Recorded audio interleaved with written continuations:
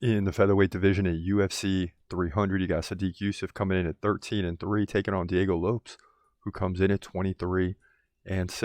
So two guys with similar win percentages. Lopes, 2 inches taller, 5'11". He's 29. Yusuff 30. No big deal there. Lopes has a 2-inch reach advantage. Both guys stand right-handed. Now where things get, where you start to see some differences. Yusuff, 5.7 significant strikes per minute to 2.5 for Lopes.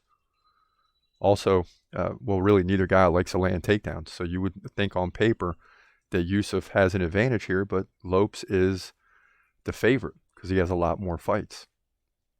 Yusuff, 62% takedown defense. That shouldn't matter here. He lost to Edson Barbosa by decision, but outstruck him 178-64. That's ridiculous.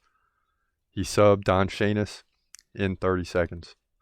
Beat Alex Caceres, who since that fight went on a nice winning streak, and Alex Caceres outstruck him 66-64, but lost by decision.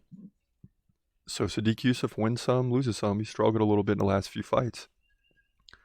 Now, on the other hand, Lopes beat Pat Sabatini by KO and Gavin Tuck by submission. Lost to Movsar by decision and Joe Anderson Brito by decision. So he's 2-2 in the UFC, really 2-1 because the Brito fight came at the Contender Series. So this is going to be a very interesting fight. But listen, I like Sodiq Yusuff. I mean, I think the sky is a limit for this guy, and he's still young enough. So is Lopes. I mean, it's a 29-year-old versus 30-year-old. But to me, Yusuff's just a better fighter. I can't see how he's the underdog here when he doubles up Lopes in significant strikes. Maybe Diego will want to take this fight to the ground and test Yusuff's takedown defense, which isn't great.